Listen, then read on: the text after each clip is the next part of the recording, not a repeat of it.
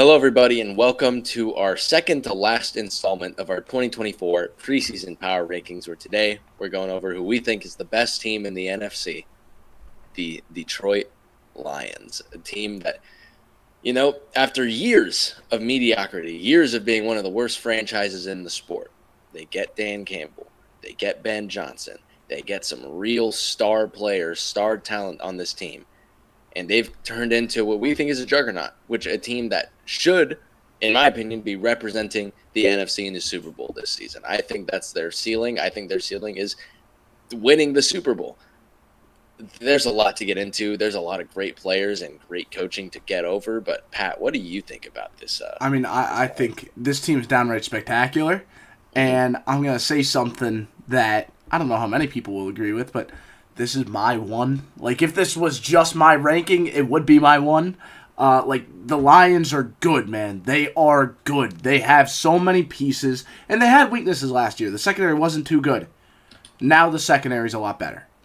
It is a lot better. They massively improved there. Everything about this team is like what it is supposed to be, right? What a football team is supposed to be. And it's so great that, like you said, the Lions have been so bad for so long, and now they're finally like a good football team. A good football team. Like, it's about time. I'm really excited to see what happens with Detroit this year. I agree. And, you can't start with Detroit without talking about the head coach and culture. You get Dan Campbell in here. Comes in as this everybody kind of make fun of him a little bit. This meathead, we're going to bite their kneecaps. This team has adopted every bit of culture that Dan Campbell has put upon them. This team plays harder than almost anybody else in the league for Dan Campbell, and he is maybe the best culture guy in the sport. I don't think that's a stretch to say that. I think you can make a really strong argument because not only does he have a philosophy that he envisions for the team, the tough grind for every yard, right? Fight for every yard. Old school, hard-nosed, just remarkably tough football team, right? That's what this is supposed to be. That's what Campbell wanted it to be. But he also brought in coaches that embody that mentality. He himself embodies that mentality. So it isn't just a show. All right, he means everything he says about wanting to bite your kneecaps and, wanting to rip people's arms off and play like your heart is on the line, like your life is on the line because, you watch this team play. Everyone's playing with their hair on fire. They're playing like they need to do what they're doing to survive. Okay, they bring in players that want to play like that. They bring in players that want to play for Campbell. And I can't blame anyone for wanting to play for Campbell because the guy's a former player for a reason. What do you say to the people who are like, "Oh, this is he's just a cheerleader"? What do you have to say to the people who are like? So, here's my thing, right? Being a culture guy and purely a culture guy is fine if you could bring in the right coordinators. Yes. He brought in the right coordinators. Now, when Ben Johnson's gone after this year, which he's gonna be, when Aaron Glenn is gone down the line, who will replace those guys? I don't know. And will those guys be as good? I don't know. But as of right now, he has those two coordinators. So really, all their head coach needs to be is a cheerleader. There's nothing wrong with that. He establishes a standard, and everyone follows the standard. And you can tell by the fact that they made it as far as they did last year that it is working. Cheerleader or not, it is working. I don't really care. Like, why is that a derogatory thing? Yeah. It's like the game manager label or field whatever, right? I don't really. We tend to put labels on stuff and have those labels be derogatory when in reality those labels are just that, a label. You could be a good cheerleader or you could be a bad cheerleader. You could be a good game manager or a bad game manager. Like, being a cheerleader, I prefer the term culture guy. I completely agree. Necessarily a bad thing. No, not at all. Especially when because I can't stress enough how much this team embodies the culture that Dan Campbell puts in front of them. This team lives and breathes by we are tougher than you, we want it more than you, and yes, we're gonna bite your kneecaps. That is what this team lives by, and you see that especially in this offensive line, which we'll get to at some point. But Let's start with the quarterback. Actually, no, sorry. Let's start with Ben Johnson. You almost forgot their best offensive contributor. Piece, yes, Yeah. and Ben Johnson. I mean, one of the best play callers in the sport, man. Mm-hmm. We've seen it for the last 3 years now, and it's surprising. I mean, this was the best get of the offseason for the Lions, was the fact that Ben Johnson stayed. The fact that Ben Johnson stayed is the best thing that happened to this Lions team in the offseason. Thank the fact no one wants to be on the Commanders, right? That's the if the Commanders were a competent organization, Ben Johnson would be gone. I know that for a fact. But because they aren't, Ben Johnson sticked around. You know, he's saying, "Oh yeah, I'll take a couple more years to learn how to be a head coach." When in reality, it's just Washington was offering me a job. They were the last spot left, and it's Washington. I don't want to go to Washington, right? And you know, there's no reason to think he's going to hurt his head coach case after being so good for so long, right? They run to establish the pass. That is how this offense works. It's a run-first team, and they run pretty much every scheme. They run zone, and they run a lot of gap stuff too. Duo, inside zone, trap, power, counter, outside zone. Like, they do everything. They do everything in the run game. And they can rely on that run game against everybody because it is that good. It is that good because of how they draw it up, how they optimize their players, how they call certain plays against different fronts. When you have that versatility, you have the ability to say, okay, we're running against an odd front. Okay, let's do inside zone. Oh, now it's an even front. Okay, let's do trap, right? Like, that's how this works, and it works really well. They optimize it really well. They are able to match up the best possible run play against the certain front this team is running. And then the next week, they'll face off against a different front, and they'll use different run plays to take advantage of that. That's what teams should do, but not everyone can coach up all these different run blocking schemes, right? The motion usage is phenomenal. Phenomenal. That is a key thing here. They use that to help Jared Goff kind of diagnose what he's going to see post-snap, right? The West Coast quick passing game works very well, but then the play-action shots also work very well. That's how they extend the field. And then the route patterns and concepts create open windows remarkably consistently. They're very creative with the routes that they run, and I mean, it helps when you have the weapons that they have, but I got to give Ben Johnson credit because the route patterns are tremendous and, you know, very creative. And, of course, the maximization of run after catch opportunities. Not only do they set up these certain players to get open, they set them up to get open, and then they have other players blocking in front of them. Whether that's Penny Sewell going out on a swing, or it is, you know, Amon-Ra running a drag route, catching the ball over the middle, and then Laporta is running like a deeper in-breaker, and then he's able to clock the first player in front of Amon-Ra after he catches the ball. Like, it's all put together so well. And when you have this many different things that really make your offense different and separate your offense, you're able to threaten a lot of teams in a lot of different ways. Yes, you absolutely are. And let's just get into this offensive roster now. Let's start with the quarterback, Jared Goff. Now, he got a big old contract this offseason. And there's some people who think Jared Goff is top 10, one of the best in the league. There's some that don't think that highly of Jared Goff. I think me and you are more in the middle. He's a good quarterback, man. He's a good, as we just said, the label of a cheerleader for Dan Campbell. Jared Goff's a good game manager. And game manager, system quarterback, whatever you want to call it, has a negative connotation. That doesn't, the game manager doesn't mean Jared Goff's a bad quarterback, because he's a good quarterback. He's really good at managing the game, at being a smart player, at getting through his reads.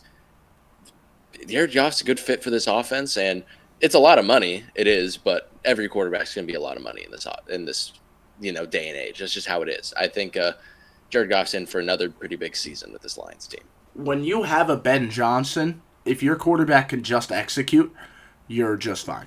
You're just fine. You don't need your quarterback to be able to bail you out, because what Ben Johnson is drawing up, as long as it's executed properly, you're just fine. And Jared Goff does that very consistently. I also think a big difference between him and LA with the Rams and him now is with the Rams, it was a little bit tough, to say the least, for Goff to diagnose what he was seeing post-snap, right? Ben Johnson really helps him do that with the motion checks and all that stuff, right? And I think that has really elevated his game, the fact he could be more confident in what he sees pre-snap. Yes, and when he gets a clean pocket, which a lot of this time this offensive line's able to do for him, he does a good job getting through his reads. He's got one of the more underrated arms, I would say, when it comes to arm strength and velocity in this league. This guy can really zip it into anywhere he wants. Yes, Jared, we've seen games where it's more complex coverages, and Jared Goff has some issues post-snap when maybe they're showing cover 2 pre-snap and it turns into quarters or a cover 6 post-snap, and it's like, okay, sometimes that gets Jared Goff. But for the most part, this is a really steady, stable quarterback to have in the backfield with, again, an offensive coordinator that's going to scheme guys open, and Jared Goff is going to get it to him. Also, it's worth saying that this run game and how it functions, I know we're going to get to that separately, but the run game being as good as it is really restricts the defensive playbook. Yes. It really does. And that also helps Jared Goff a lot here. I think it's worth mentioning that Hendon Hooker is on this team. He was drafted in the 3rd round last year. I'll say this. The Jared Goff contract doesn't really make the Hendon Hooker pick. I didn't think it was good when it was picked. Now it makes it a little worse because I think the whole idea was, hey, we can sit Hendon Hooker a year, maybe 2, right? Get him to learn a little bit and rehab the injury that he had, and we could use him. Now it's a 4-year contract for Goff. Hendon Hooker's going to be like 29 years old. Yeah. If he's ever. But I think the reason they did that was because they didn't like what they saw from Hooker last year in practices. I think that's the main reason that they decided to extend Goff. I truly do. And there's a reason that Sudfeld is ahead of him on the depth chart. Right? I don't think Hooker's looked great in the preseason. Yeah, exactly. Yeah. So I just want to mention it because he was a 3rd. This wasn't like, they took a flyer on Hooker. They picked him in the top of the 3rd round. Mm-hmm. Yeah, but we don't know what will happen down the line. No one does. Yep, right? Never do. But now we move over to these receivers that really help Goff a lot. Starting with their stud, the 4th rounder, Amon-Ra, one of the best receivers in football. Another one of those guys one of the best receivers in the league, but where's he lining up?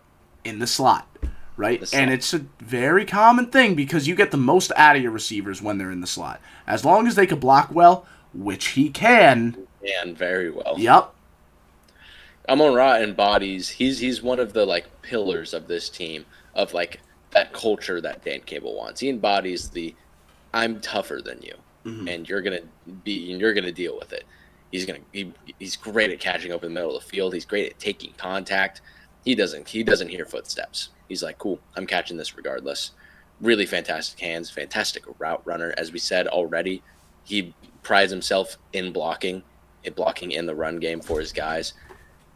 He's a fantastic receiver, man. He is, again, as you said, one of the best in the league. And it's not like – and here's the thing with Amon-Ra. It's not like CeeDee Lamb where CeeDee Lamb plays outside, but they also move him into the slot a ton. Amon-Ra is essentially strictly a slot receiver. That is his game. But he's so damn good at his game that it doesn't matter. He's a number 1 receiver. He's a route runner, right? That's something he offers you. But more than anything, you throw him the ball, he's going to give a ridiculous effort to catch that thing. Yes, he is. That's his big thing. And when he's over the middle, it doesn't – you said it yourself, tough. Linebackers will try and pop him, but he'll just bounce off of them.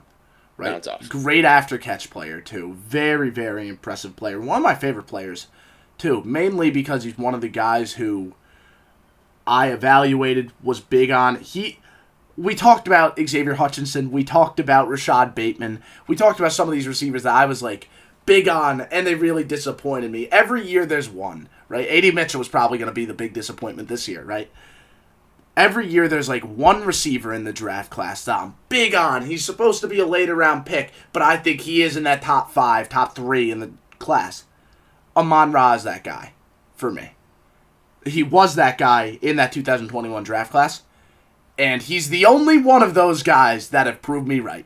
So because of that, I love Amon-Ra. And then, but here's the thing: you look at the rest of the receiver room, and this is what I'd say probably the biggest weakness of this team is depth at wide receiver, and not just depth, but like receiver outside of Amon-Ra St. Brown. Yeah, they lost Josh Reynolds. Yes, and that was a much bigger loss than I feel like people recognize. That was Josh Reynolds was a really nice possession guy to really complement Amon-Ra. And losing him is a really big deal because they don't have another big target to really make up for losing him. They really don't. And let's look at their first round pick 2 years ago now, Jameson Williams.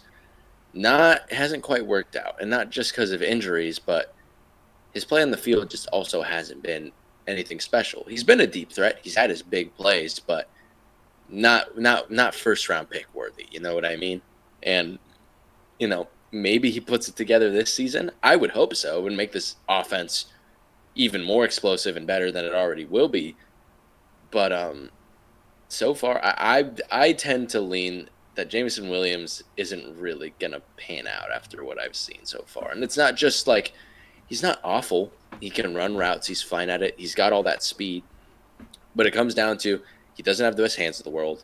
And as a deep threat, you have to have good ball tracking. Mm-hmm. Jameson Williams isn't all that great at tracking the ball. If you want a good video, Theo Ash posted a video on it on his TikTok. If you're looking for an example, he shows a couple there where he's just not tracking the ball well enough, where it could have been a big play, and it ends up either it doesn't get to him or it goes through his hands. Yeah. Jameson Williams, they use as a gadget guy a lot because of his speed. I will say this about Jameson Williams. Because of his speed, teams will respect the possibility of a big play. They will make sure to have someone over top. And I think his impact in that way is a nice one. Yes. It is. Because of the implications of him being on the field, I guess. He's one of those guys. But it would be nice for them to have another guy that they can actually throw the ball to consistently, besides Amon-Ra. Kalif Raymond, I guess, is supposed to be that guy. I guess. I like Kalif. I like Kalif, exactly. But like, even he's kind of this more isn't a bad. This isn't a bad trio. No, it's not the worst. But it's not one I feel overly great about. Like, when I say it's not a bad trio, it's mainly because Amon-Ra is there. Okay. Yes. Kalif Raymond as your 2. I prefer him as a 3. If he were a 3, I'm like, oh yeah, I like it. As a 2, I don't know, but maybe he takes that jump, right? I don't know. And then there's, again, Donovan Peoples-Jones is here. He's shown flashes throughout his still career. A name. He's still a name. He's a name you could have. Tom Kennedy was somebody that they liked last year as well. But the one name that I want to bring up is Caden Davis. He's a free agent this year, and they just kind of picked him up. He's apparently been impressing in practice. He had a 64-yard touchdown against the Chiefs last game. Maybe he's the answer. Maybe they found a diamond in the rough. Who knows? But I just had to name him. Even if he's just a rotational guy, that's just fine. Yeah, totally. And there is Traquan Smith is also on this team. I was just about to say, yeah. I think he's there as more of the, if Jameson Williams goes down, I want someone that could still threaten the opposing team with speed type of guy. I think that's the vision. I'm not overly sure, though. Yeah. But Traquan Smith's an older guy. Like, it's weird because he's not, I don't know his age, but he's been in the league for a while. But I know he entered young. He played with Drew Brees. Yeah, but he entered young. He entered the league young, so it's like, I don't know how old he is, but he feels washed. He is quite washed, I would say. I would agree with that. But now let's move to the tight ends. And you can't talk about tight ends without talking about their guy, Sam Laporta. Had one of the best rookie seasons for a tight end ever last year. And that's because he's kind of not exactly the fit for Ben Johnson, but he's like a perfect weapon for Ben Johnson. He's a tight end who can block, but he's such a fantastic receiving threat as a tight end. He's a great route runner, good vertical threat guy. He's good at settling into zones, nice hands. I mean, He's the whole package, man. Like I really think Sam Laporta is Yeah. in the upper echelon when it comes to receiving tight ends. I do. Laporta's fun. We mentioned how they need another pass catcher that, actually catches passes besides Amon Ra. Yeah. Laporta's that guy. Mm-hmm. Laporta is that guy for them. He's someone who has the versatility, lined up at wide receiver sometimes in college, right? Yes. He can do all that. He could run routes. He could separate. And his transition from catching the ball to running, you don't see tight ends that kind of nail that in the way he does, right? It's a very minute thing, but it is really important. And he is very seamless in that transition. I don't really like him too much as a blocker, but he's definitely gotten better since he. I was going to say that in college he was really bad, like liability bad, and he's gotten better at it. He's still not great. He's the fact that he's gotten a little better at it. Yeah, is a big deal. Mm-hmm.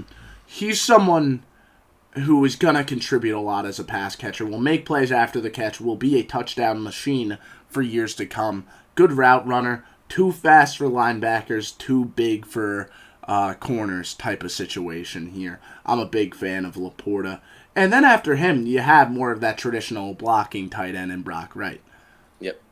Brock Wright, I mean, he is just that traditional blocking tight end. That's really all he's there to do. Maybe he catches a pass or two off play action, but mainly just a blocker. He's bound for a touchdown every year when they do play action in the red zone. So they also have Shane Zylstra, who is very similar, maybe even more of like a blocking specialist, honestly. Yeah, and then you also have James Mitchell, who's also that. Yeah.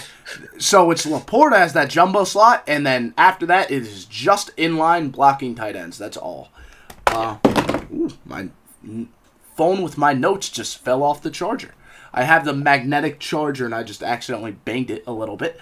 But yeah, so there you go with the tight ends. I guess now we move over to the running backs with probably the best duo in the league. Would you disagree? It's between this and Pittsburgh.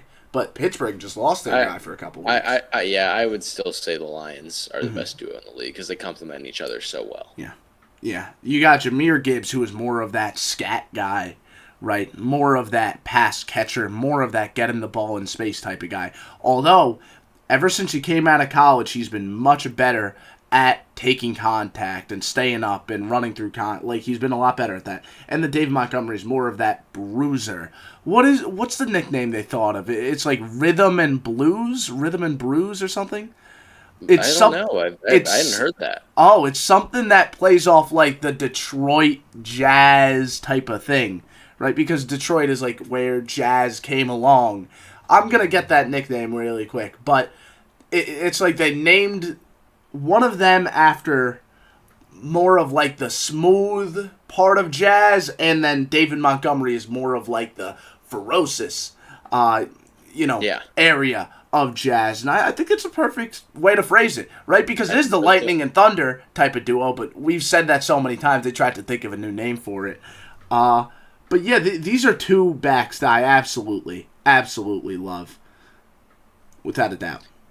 And I agree. Now, it's worth mentioning, Jahmyr Gibbs did suffer a hamstring injury in practice. Mm-hmm.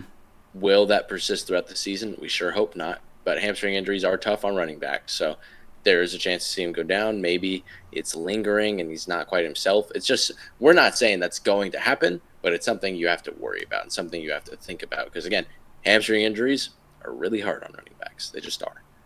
Yeah. But there are some names in the backfield to get excited about if one of them were to go down. You mentioned, Craig Reynolds has been on this team for a couple of years now, and he's just like a really solid backup running back, dude. Yeah. Runs hard, is a fine pass catcher. I think he's a great pass blocker on third down. That's a large reason why he's on this team as well.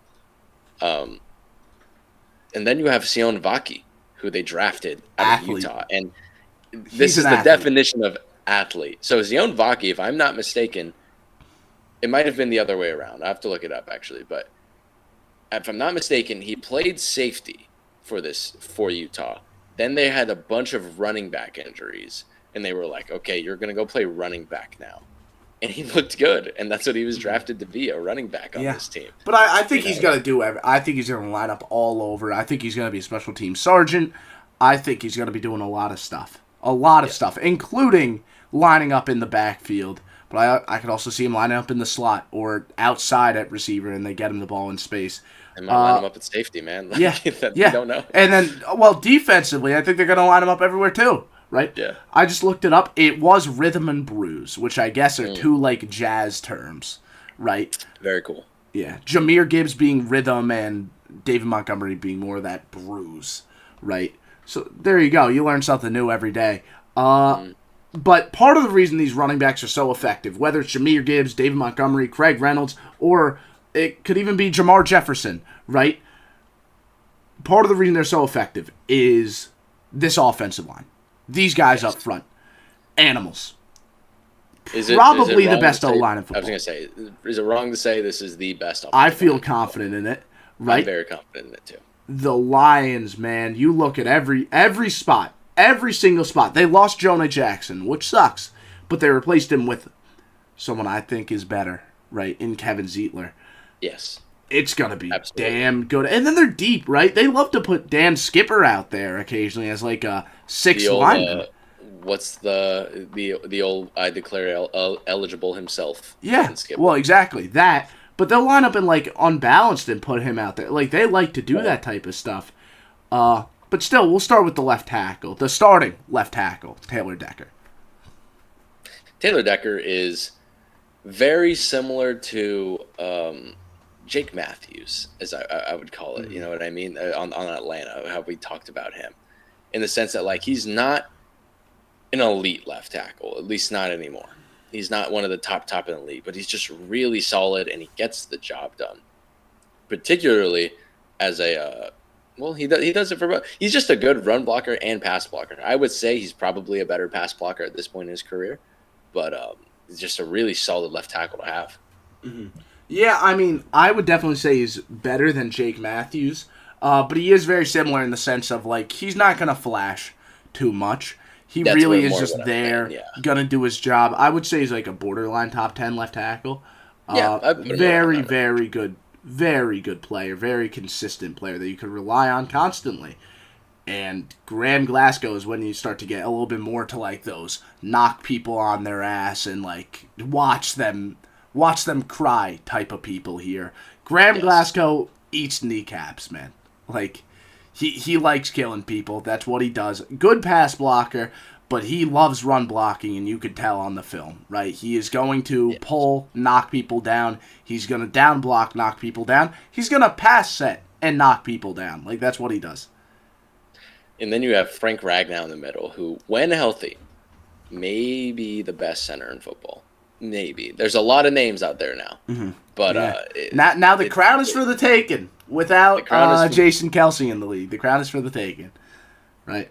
Yes, when Frank Ragnow is healthy, I mean, just, you want to talk about a mauler in the run game. Frank Ragnow eats people. He absolutely eats people in the run game, and he's a great pass blocker as well. It's just a matter of him staying on the field. Yeah. That's very, very fair. Like you said, he just needs to stay healthy. If he doesn't, though, Michael Neese can come in, be fine, right? The good thing is they're deep, right? And another thing here I just want to say real quick is Graham Glasgow can play center too. Yeah. And then they have some bodies at guard they feel good about putting in there.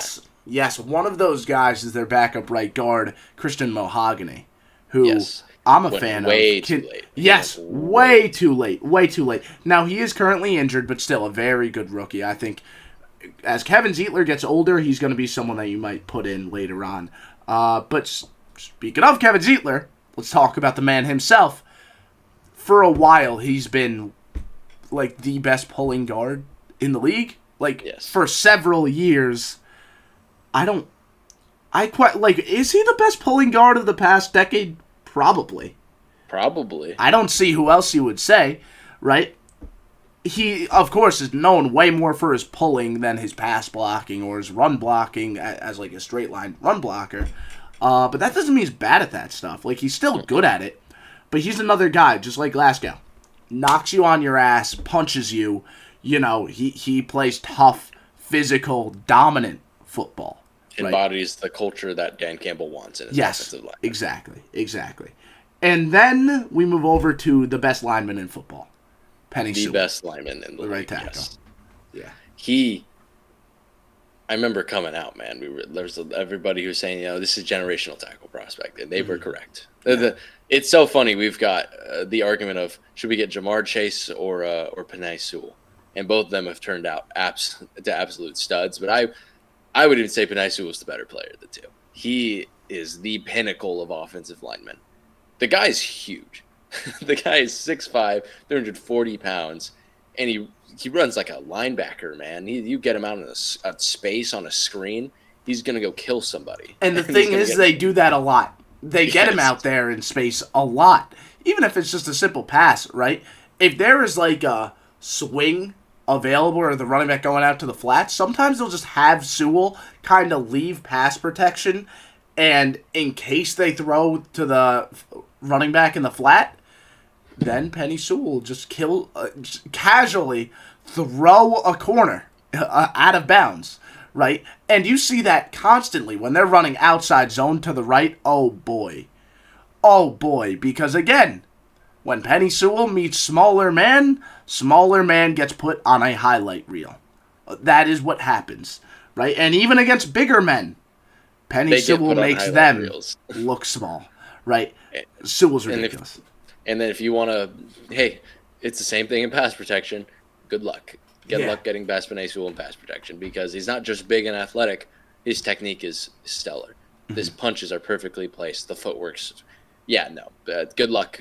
Any edge rusher. We're talking about the elite of the elite. Good luck with Penei Sewell. Yeah. He's that good. He is, again, the best O-lineman in football. And the craziest thing about it, he's going into year 4 right now. Yep, and he's 23. He's 23. He's 23. We have a solid, at least 10 more years of Penei Sewell being Penei Sewell. At least, if not more. Yeah, most likely. Get Joe Thomas treatment, where he's just playing till he's 40, dude. The question becomes, will he ever play left tackle? That is I don't see why you would change it, but in 10 years a lot of stuff could change, right? Yes. For now though, why would you move him to left tackle? You have Taylor Decker, who is very reliable. This O-line is nuclear, and the best thing about it, most of these guys have been with each other. 4 out of 5 of these guys were starters last year, right? It's just Kevin Zeitler who's the new guy. And again, I think that's an upgrade over Jonah Jackson, but Jonah Jackson was also really good. These guys have chemistry working with each other, and that's a big thing. Not many people can afford to keep their O-line together. This team could, though, and they did. So, I love it. I love it. And now we move over to... I said the Eagles were the toughest offensive player of the year. This one I also think is really tough. I wouldn't say it's tougher than Philly, but I would say it's not tougher than Philly, but it's tough. Yeah. I'm going to take the cop-out answer here. I'm taking Penei Sewell. I can't not take Penei Sewell. I hate that me and you had the same mentality with this. I now I don't want to take Sewell just because you said that, and because now I don't want to take Sewell, I'm gonna say Amon-Ra, and feel very good about it. Yeah, I'm telling you, I wrote down Sewell, but I refuse to have both of us say Sewell. So I thought that I was the annoying guy that was gonna take Sewell here. But both of us were in agreement there. We're both annoying. Okay, cool. Okay, so then we got Offensive Rookie of the Year, and I guess there's 2 options here. Really depends on who you think will play more, right? Yeah. Who do you think? I have Sione Vaki. I do too. I think he's going to get out there and get a gadget player too throughout the season. And totally. I think one of those will be big, right? There is no rookie that's going to have a large impact unless Mahogany comes in for a majority of the year. I think Zeitler maybe goes down, but not for too long. I think Sione Vaki, though, might... Well, the thing is, Mahogany's also hurt, so I don't know how, it's hard to tell. It's hard to tell. If Mahogany's on the field a lot, it will be him. Sione Vaki, I'm really leaning more towards, I know he's going to get a big player, too. Yes. I think he's going to be their rotational gadget guy, even though they have 50 of those. So there we go with the offense. Do you have your 12th man or your X Factor here? It's funny. I wanted to make my 12th man Dan Skipper, just because they like making him eligible a lot of the time and put him on the line. Mm-hmm. But my 12th man is probably going to be David Montgomery. Yeah, because same thing. I think you could say either of the two. I still think Jahmyr Gibbs probably gets the majority of the load, but there's a Although I guess with Jahmyr Gibbs hurt, I guess Montgomery is going to become the starter. So one of these two running backs. Yeah, the one that doesn't have more snaps is going to be our 12th man. And I also have my X factor on here. Oh, really? And my X factor is Jameson Williams. Because if Jameson Williams can put it together as a first-round pick and really help with that receiving room, which needs more depth and needs more playmakers, makes his offense even more scary. That's fair. So then we move over to the defensive scheme. Again, my X factor's on defense. Aaron Glenn is their defensive coordinator. Yes. And he has a philosophy. He absolutely does. Man heavy, blitz heavy. That's what he is. Aggressive. He is the most aggressive defensive coordinator in the league, and this is his base defense. This is what he likes to do: 4-2-5 and defend the run. Right. Last year they switched to a cover 3 because they just couldn't trust their secondary. But you better bet they started the season only really doing man coverage and blitzing out of it. Right. Yes. Now I think they have the personnel to go back to doing that. And I'm expecting Aaron Glenn to do what he's wanted to do for a while now. And this time it will work because of the personnel. It's a very aggressive defense that demands a lot from that secondary. But like I said, I trust them to do it. When this defensive scheme works, when you have a scheme like this and it works, it's good. It's good. When it doesn't work, it's really, really bad. It's a very, pulverizing type of defense, right? It's either going to be one of the best in the league or one of the worst. As you could tell by the fact we have them ranked second, we expect it to be one of the best. Yes. Right? I mean, there's not really much more to go over. It's just man coverage and blitzing. A lot of it's man coverage, blitzing, and it's a lot of they do press. It's also a lot of soft man coverage that you see here. Yeah. And do you want to start with where do you want to start? Because you can start anywhere. I feel like we already mentioned the corners, so we probably should mention those those upgrades. And let's keep in mind these corners were bad last year. We're talking about Cam Sutton. Cam Sutton was awful. Man. He was awful, and C.J. Gardner-Johnson wasn't good either when he was healthy, right?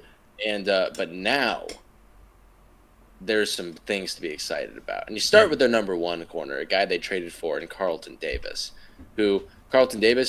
he's used to these blitz heavy schemes, man. Yes. He's familiar with this, and he's still a damn good corner.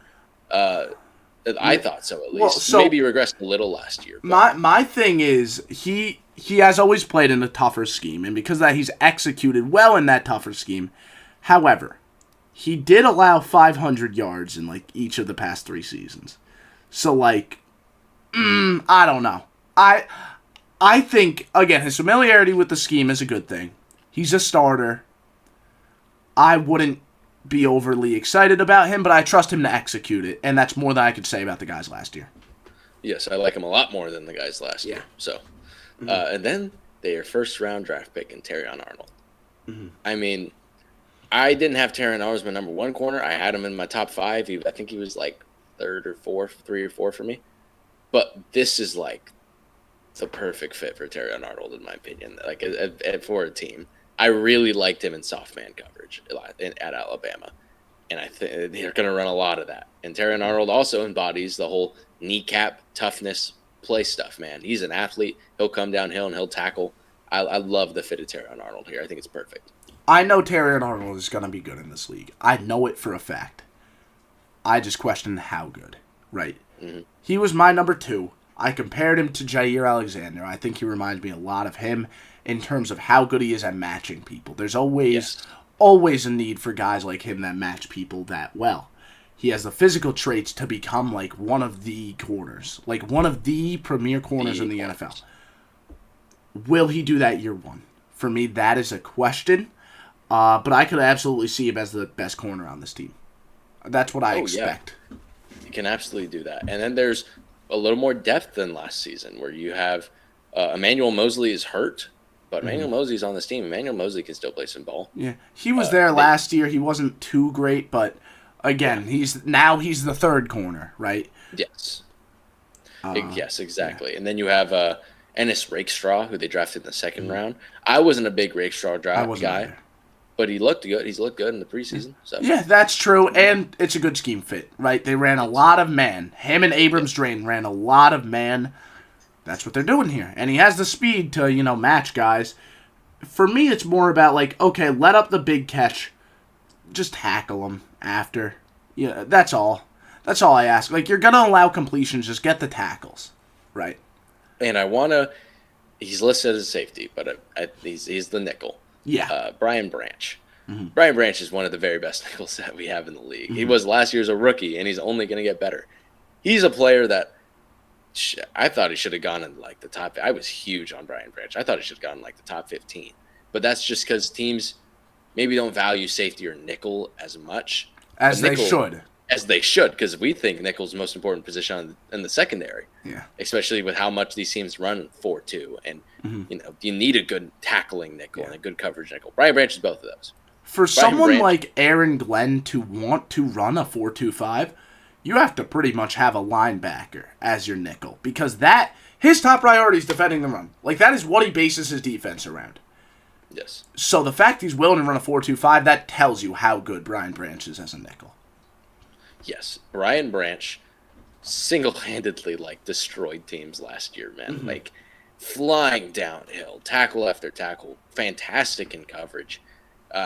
He's one of the premier nickels that we have in the league, and he's listed. From what I understand, he's listed as a strong safety and as a starter because for one, they want him on the field a bit more for maybe when they're not in nickel. Yeah, which I get. But you're getting the most out of Brian Branch when he is a nickel. And that's what he's going to be for this team. When he is a nickel, who do you have as the starting strong safety?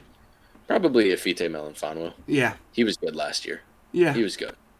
Mm-hmm. But then free safety Kirby Joseph, listen, he hits hard. Sure. It's really hard. Not a good coverage guy at all. That's the reality. He was bad in cover, really bad. And he's a free safety. Which is so interesting because he was good a year ago. Before last season, he was pretty good in coverage as this young player. But like I said, he was a free safety. That's more of the coverage safety. They still run their single high stuff, right? So you want a good high safety. It really isn't. It's not ideal. It's not ideal at all. Last year he allowed 400 yards, right? He only allowed 1 touchdown. But still, good tackler. But again, you're the high safety. I want more out of that. I want more out of that. And he was allowing 10 yards per reception. So, is there anybody else in this corner room that you want to talk about? No. I think we hit on everyone. Maybe we mentioned Kendall Vildor, right? He's someone, a familiar name, right? He'll go out there, get, a couple of reps. But I'm not expecting him to light the world on fire. I guess Amika Robertson is listed as the starting nickel, too. Mm-hmm. He's not anything special, but he is depth on this team, sure. Mm-hmm. He, like I said, this secondary, it's improved. And that's all it needed to be. And these guys can all run man reliably, right? They're not the greatest corner room or secondary room in the NFL, but they have the best nickel in football. They have a corner that I really like in Terrion Arnold to play the outside. Carlton Davis is your second corner. I think that's fine. The safeties I don't love. Maybe Kirby Joseph kind of recovers. We'll see. Right? Yeah. But now we move over to the front. And that is what this team is built around more. You want to talk about defending the run? This team can defend the run, man. Mm-hmm. This team can absolutely. Do you want to start with the line, or do you want to start with the linebackers? Start with the safeties. I guess we'll do the linebackers. Yeah, let's do the linebackers. Might as well. Alex Anzalone. Yes. He's a field general. He's the shot caller. He's the shot caller. Not a ridiculous athlete at all. Not a great coverage guy, but he's a damn good tackler. Yes. He's someone who I think recognizes plays very well. He takes good angles. And, that's what you want from a linebacker, absolutely. Now, I think this is definitely a linebacker room that Anzalone will be on there every play because he's the shot caller, and he's a good cleanup guy after this defensive line. But the other linebacker spot, it's going to be a rotation of guys. Yes. Because Jack Campbell, who was their first-round pick in 2023, was not good last year. I would say overall for the season he wasn't great. I thought it got better as the season went on. He did. Yeah. Sure. And do you think he takes that year 2 leap? Maybe. Maybe he doesn't take a leap, but I do expect him to be better. He's an athlete, man. Like we're talking, this guy's 6'5", 250 pounds, and athletic as all hell. And when it came, but yeah, the tape wasn't super encouraging for him last year. But linebackers, sometimes they take a little bit of time, especially when you're an athlete like Campbell. And you're asked to do so much. Yes. So much. So I get it, right? But then you look at a Malcolm Rodriguez. This guy is also an athlete. Hell of a blitzer. Yes. Hell of a blitzer. Plays with his hair on fire. Yeah, absolutely. And listen, sometimes playing that over-aggressive can get him caught. However, when you have Anzalone as like that cleanup guy, I think they kind of just tell him, go free, do what you want, man. And normally that ends in the quarterback getting sacked or a tackle for loss. I personally, I think Rodriguez is their second best linebacker. Or honestly, he might be their best. Anzalone is just always going to be there because Anzalone is the shot caller, right? Right. And then Derek Barnes, that's a name. Are you a big Barnes guy? Not really. No. I'm not like against him, right? I'm not. I think he's a fine player. Again, he fits the run well. Not an overly impressive coverage guy, but he fits the run well. He could blitz. Like he's a fine player, like you just said. And then the other linebackers are really just special teamers in my mind. Yeah, I do think Jack Campbell's going to take a pretty big step this season, and I think he does show some really great things. But yeah, you can't project too much because last year he wasn't all that great, and we have to acknowledge that. But let's move off of these linebackers and really get to the creme de la creme of this defense and this defensive front. My God, I love what I'm looking at here. Yeah. Let's start with Hutchinson because he's the icon of this rebuild, right? He's not the best player on the team, but everything that Dan Campbell wants in a player, Aiden Hutchinson is a microcosm of it. He's a microcosm of everything this team under Campbell stands for, right? The ferocity, the nonstop motor, right? The toughness that he plays with. It's weird, right? Aiden Hutchinson. He gets a lot of hate from, like, Twitter experts. I don't think it's really warranted, right? I agree. I don't think it's warranted at all. He's a very, very good edge rusher. He fits the run very well, and he gets to the quarterback, and here's the important thing. He has the TJ Watt gene, right? When it's a big third down and they need a sack, Hutchinson makes the play. He steps up and makes the play. And pressure rate is important. I'm not saying it isn't. But first off, he has a good pressure rate. He has like top 5 in pressures last year. Exactly. He had over 100. Yeah, right? But I feel like people look at the fact that he's not Myles Garrett in pressure rate, and they're like, oh, therefore he can't be an elite edge. I don't agree. Like, you're just wrong, right? He's so good as a run defender, and then not only is he getting pressures, he is consistently getting sacks, but it's on big third downs. He shows up in the clutch. He does the TJ Watt thing when you show up in the clutch. And I feel like players kind of underrate the big play when big plays are needed defenders. I feel like people respect it offensively, but defensively I don't think people respect that clutch gene in defensive players nearly enough, because that's the thing with Hutchinson. The nonstop motor, the run defending, but more than anything, when they need a play, he is their guy. All right? And the fact is, people need to respect that more. Right? And then you look across, and they just signed Marcus Davenport from Minnesota. He's not anything special as pass rusher. In fact, I would say he's not very good. but he can set the edge. He's a good run defender, again, which seems to be a theme with the same They have a type. good run defenders on the front. They have a type. And then there's depth along this line. Following that type. Yes, also following that type. Josh Paschal. I was a really big Josh Paschal guy when he was coming out of the draft. And he's not anything special, but a good depth piece who, again, can really defend the run. Sets the edge. He's big guy. Dude. He's a big guy. And then John Kaminsky. He's injured right now, but he's someone I like a lot. Another big, really big guy. Yeah. He's almost 300 pounds, man. And then they have James Houston, who's a pass rush specialist. Yep. Who can also, here's the thing, he could rush the passer well, but he's also taken steps forward as a pass coverage guy, right? And they don't really drop their edges back much, but when Houston's out there, it's almost like they're running more of a 3-4. Aiden Hutchinson's got a couple picks in his career. Yeah, exactly. In coverage, legitimately in coverage. Exactly. So it's a deep edge room, a very good edge room. But then you look on the interior. I think anyone that knows what I look for in a defensive tackle knows how I feel about this interior defensive line. Yes. Let's start with the guy they added this offseason. Yeah, you could start with the better one. I'll take the more fun one. I might argue. Really? McNeil's better, but yeah. Wow. Is that a knock on Reeder?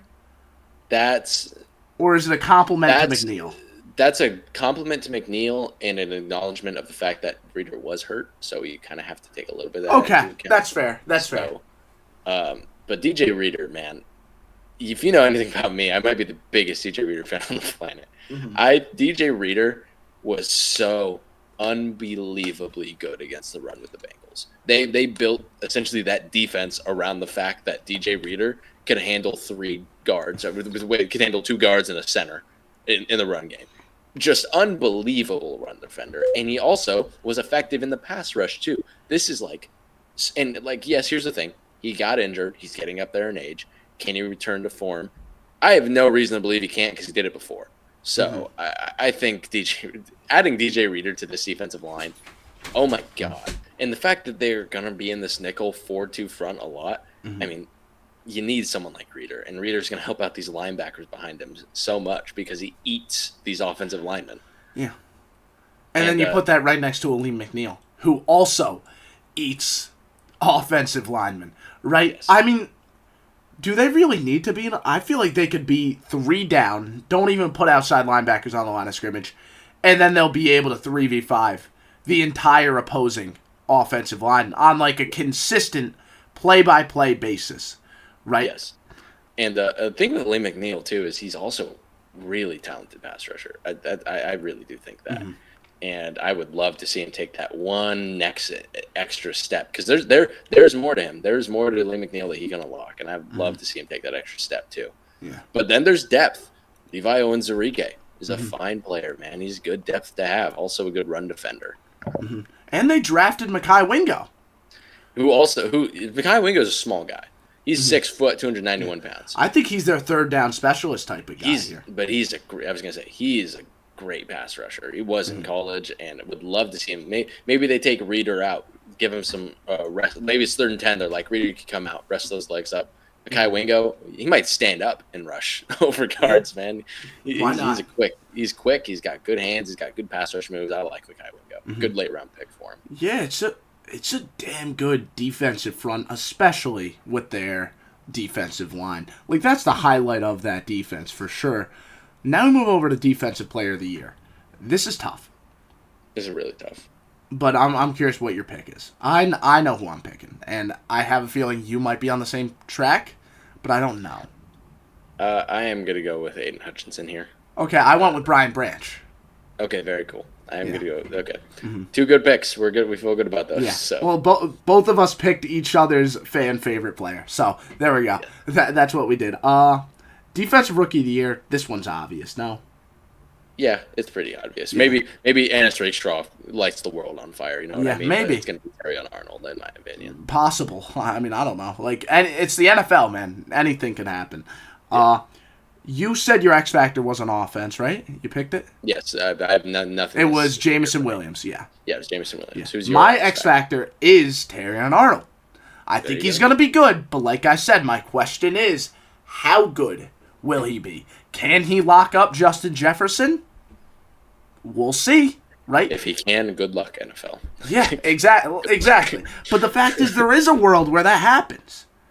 And you putting your X factor on offense, like, I get it. Jameson Williams might be able to make that offense, like, absolutely crazy, historically great. But they need the X factor to be on the defensive side of the ball, in my mind, especially in that secondary. And I think Arnold has that X factor ability. But now we move over to special teams, right? And this is the first team we talked about, I guess only team we've talked about, that is dealing with an injury to their kicker. Yes, they Michael are. Badgley is on the IR and will miss the entire season. However, Jake Bates, who is a former USFL guy, is the replacement. And he has a big leg. If you remember anything about Bates, Bates was really good at the XFL level. Yes. He has a big leg.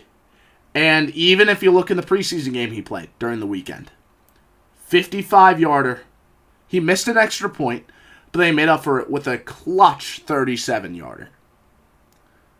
Pretty, 50 yards? I'll take 50 yards, 55 yards in the preseason. I feel pretty good about him. Me as well. Then we look at their returners. Craig Reynolds, I'm expecting to return, right? I don't think many would disagree with that. Right. Donovan Peoples-Jones, I feel like, is a good one. Khalil Dorsey. And Sione Vaki, right? Yes. I feel like that would be a good use for him. Yeah. He did it in college. And then they are one of the teams that have one of the, like, special team studs, right? Jalen Revis-Maben got paid an $8 million deal over the offseason just to be a pure special teamer. Yes. Right? He's that good. He is that good. Exactly. He's a great player. I think the contract does the talking there way more than I could. Very consistent on all these different special teams. Other guys, I think even if Vaki is the returner, he's going to contribute on other special teams units. Shane Zylstra, Malik Jefferson, Ty Summers, and Brandon Joseph, I think all could go out there and contribute a lot as special teamers. Now we move over to the predictions. What was your ceiling for this team? Ceiling for this team is 15-2. Yeah, same here. Then what's your floor? I think it's like 10-7. Yep, same here. What was your prediction? This team is going 13-4 for me. We have the same exact line. The same exact line. That hasn't happened yet. That has not happened. That has not happened. Yeah. So now we move over to the schedule, and they are playing to death this entire Stafford versus his former team thing. Week 1, primetime football, Sunday night. Stafford faces off against his former team once again. This time was it in Detroit last time? Yeah, it was. It was in Detroit, yes. Yeah. So, I feel like they should have at least changed the location. Come on, that's boring. It's the same exact game as last year. I just noticed that. Oh, that's boring. Okay, yeah. What do you think of this matchup, though? I'm feeling the Lions here. They're going to start week 1 off on a good note. And it mostly comes from, I think this Ramsey line is going to be really good, but it's also really young. It's young, but they have the physicality. This is one of the few defensive lines I think has the physical ability to really, like, give a rude awakening to the Lions. Sure. I don't know if that comes in. We're talking about rookie first game type stuff, man. Against some really, really good. I guess I could see them getting beat because of tactical stuff. Yes. Because the Lions O-line, despite being really strong, is also really technically sound. But like I said, this is one of the only defensive lines I think can actually, like, hold stalemates on the line of scrimmage because they have the strength to match the strength. But that being said, too, the Rams are going to want to run the football this year. The Rams are one of the few teams that I think is really going to be able to stop the Rams' rushing attack because of who they have up front. So it's going to be a good matchup. I'm leading the Lions. I'm going with the Rams. I am. I think this West Coast scheme against Aaron Glenn, I think it's a good matchup for the Rams. Then we have Tampa at the Lions. I feel good about the Lions here. Yeah. Now there's a world where like the Tampa Bay receivers are just like where their secondary is not working out for this Lions team early on, where Vita Vea has like a monster game or something. But the Lions are the better team. I'm going with the Lions. Yeah, and there's a world where this is, a Jalen McMillan masterclass because Emmanuel Mosley can't cover McMillan, right? Like, it's possible. But again, I'm going the Lions just because they're safely the better team. This game is in Arizona. How do we feel about that one? This is a tough one I think it's a tough one for the Lions because the Lions are really good defending the run, yes. Lions are going to be a good run blocking team, but it really comes down to, can they cover Marvin Harrison Jr.? Can they do it, right?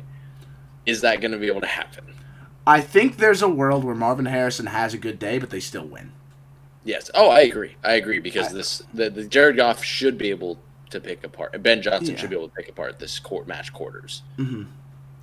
That's how I'm feeling. And I don't trust that run defense enough with the Cardinals. Like, listen, I love Darius Robinson as much as the next guy, but if he's the only guy they have to worry about, which he is. Yeah. No, but I think this could be a shootout. I really do think this could be a shootout. Yeah, but I think the Lions win that shootout. It's tough to win a shootout. I think so, too. The thing that's so scary about Detroit, it's why I have them ranked number 1. In my personal, if I were to rank them personally, I would have them 1. Is because I think if it's a defensive game, they win. If it's an offensive game, they win. Like, I trust them in both of those scenarios. I do.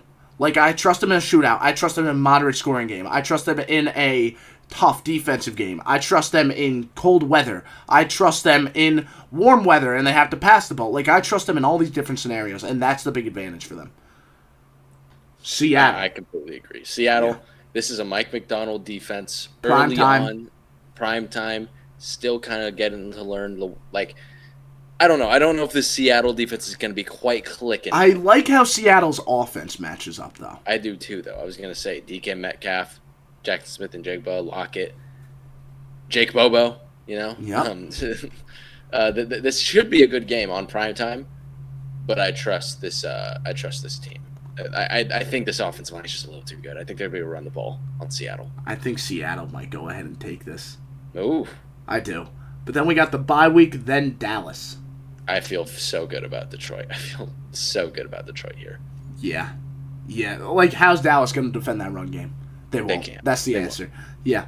Yeah. Then Minnesota. Minnesota off of a bye in Minnesota. I'm kind of leaning Minnesota picking up a win here.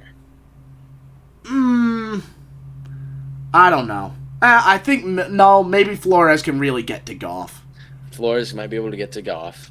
This receiving core, still good. Like, Justin Jefferson is still on this team. He can work against this man coverage stuff.